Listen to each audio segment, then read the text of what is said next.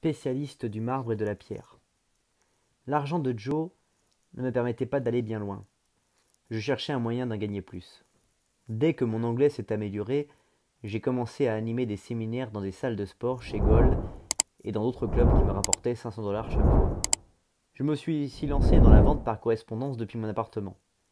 Tout a commencé avec le courrier de mes fans. Les gens voulaient savoir comment je musclais mes bras, ma poitrine. Ils voulaient des conseils pour retrouver la forme.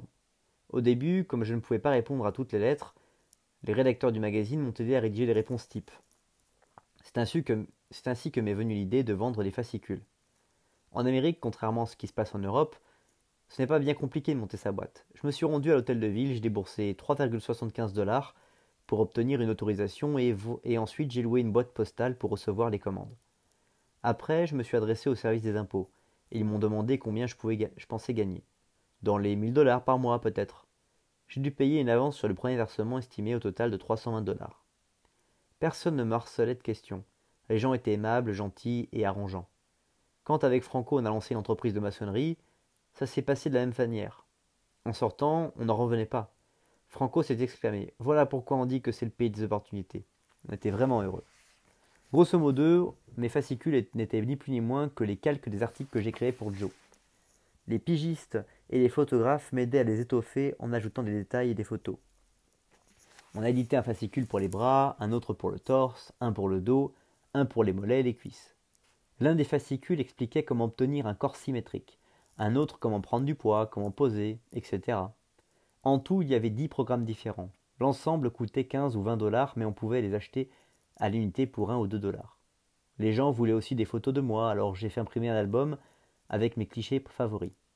Joe était un des cadors de la vente par correspondance, mais il ne me considérait pas comme un concurrent. Je l'ai convaincu de me donner des espaces publicitaires gratuits dans ses magazines. Tu pourrais me payer pour tes pubs, mais je préfère que tu me donnes un coup de main. Je m'étais dit que Joe verrait l'intérêt de ma proposition car il détestait payer en liquide. Ça s'est passé comme prévu, et il m'a vraiment soutenu. Il m'a accordé une pleine page et m'en a promis une double si mon affaire décollait. Beaucoup de culturistes s'étaient plantés dans la vente par correspondance parce qu'ils encaissaient l'argent mais n'expédiaient pas la marchandise. La loi imposait de satisfaire les commandes dans un certain délai. S'il y avait des plaintes, on perdait sa boîte postale et on pouvait dire adieu à son business. On pouvait même finir en prison. Mais j'étais très efficace. J'ai démonté les portes du placard de ma chambre pour en faire une alcôve et j'ai demandé à un ami de me construire des étagères et un petit bureau pliant. Chaque fascicule se trouvait dans un casier numéroté. Il y avait des bannettes pour le courrier entrant, pour les chèques, les enveloppes et les commandes en cours d'expédition. Mes fascicules ont remporté un franc succès. J'ai rapidement ajouté d'autres articles, dont une ceinture d'haltérophilie à Arnold Schwarzenegger, ce qui m'a permis d'obtenir la double page de publicité promise par Joe. Les ventes se sont envolées et j'ai pu payer une secrétaire qui venait quelques jours par semaine pour s'occuper du courrier. Je soumettais toujours mes publicités à Joe avant de les publier parce que c'était un génie du marketing. Il revoyait mes phrases, presque mot à mot. Pourquoi n'as-tu pas écrit plutôt remplir en quelques jours seulement demandait-il. Mais ça, les gens veulent savoir qu'ils peuvent compter sur toi. Et tu devrais préciser qu'il s'agit d'une édition limitée, ils adorent ça. J'adorais être un entrepreneur à l'américaine. Avec la vente par correspondance, je marchais dans les pas de Charles Atlas. J'ai rapidement monté une autre boîte avec Franco. Cette fois, il disait qu'on devait se chercher du travail dans le bâtiment. Il s'y connaissait et les gens ne demanderaient qu'à faire appel à deux costauds comme nous. Mais quand on est allé voir le syndicat, on a découvert que ça prendrait des mois. Et si on montait notre propre boîte, lui ai-je alors proposé. Il s'y connaissait en maçonnerie et moi en affaires.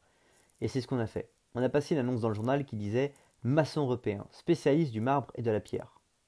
On a tout de suite décroché notre premier contrat, construire un mur pour un type dont la maison avait appartenu à l'acteur de cinéma muet Rudolph Valentino. Avec Franco, on avait remarqué que les Américains adoraient les objectifs étrangers.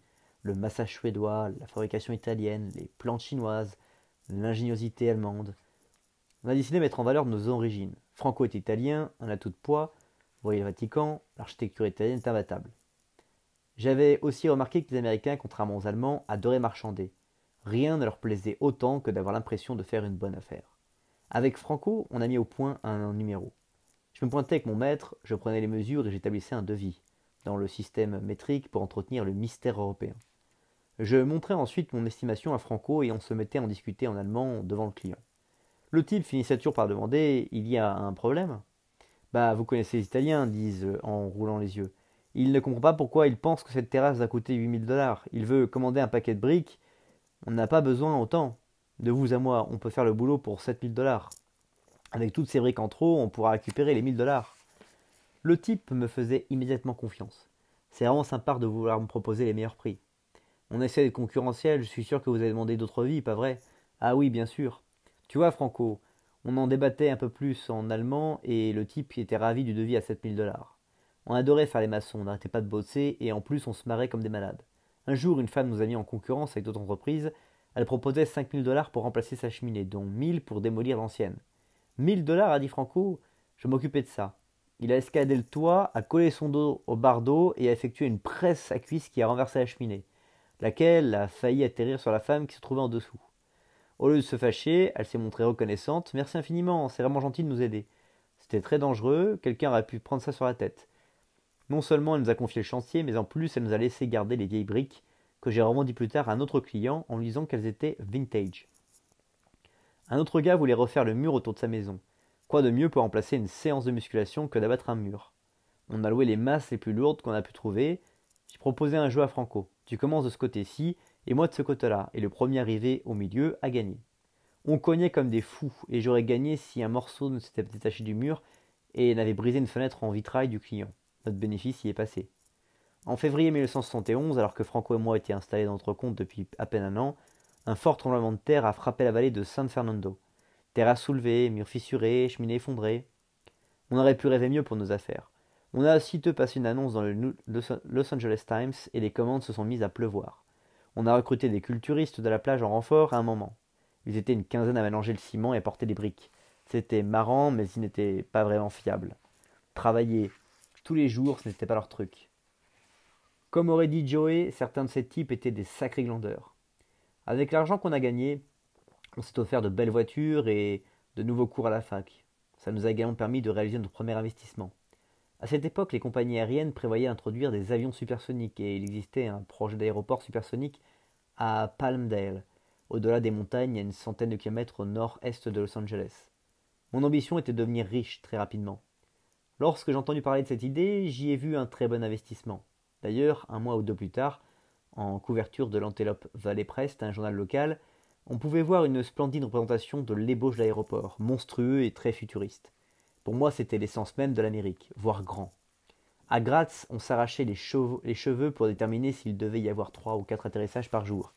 Ici, c'était du lourd. J'ai pensé, qui dit aéroport de cette envergure dit entrepôts, centres commerciaux, restaurants, lotissements, immeubles gouvernementaux, bref, développement, développement et encore développement. Peu de temps après, la une de l'Antelope Valley Press racontait que les promoteurs achetaient des vastes terrains qu'ils découpaient avant de les revendre. Un homme du programme de développement nous a fait visiter une parcelle. À l'époque, Antelope Valley n'était qu'une vaste friche, un désert. Il nous a fallu 2 heures de bus pour y parvenir et pendant tout le chemin, le type nous a parlé des plans. Il nous a expliqué qu'il allait construire une autoroute jusqu'à Palmdale, que l'aéroport serait international. Peut-être même l'utiliserait-on pour des avions spéciaux. On était impressionnés. Une fois sur place, il nous a montré où se trouveraient l'électricité et l'eau, et ça m'a confirmé dans mon sentiment qu'on tenait un filon. J'ai acheté 5 hectares à 2 000 $ pièce et Franco la moitié, juste à côté de l'endroit où on devait passer l'autoroute et s'élever les gratte-ciel. On n'avait pas les 15 000 $ en liquide, alors on s'est mis d'accord pour payer 5 000 $ tout de suite et 13 000 $ de remboursement du crédit, intérêt compris, au fil des années à venir. Bien sûr, personne ne s'était posé la question des nuisances sonores, ni n'avait demandé aux habitants du coin s'ils étaient d'accord. C'est s'ensuivit une énorme controverse qui a pris des dimensions mondiales.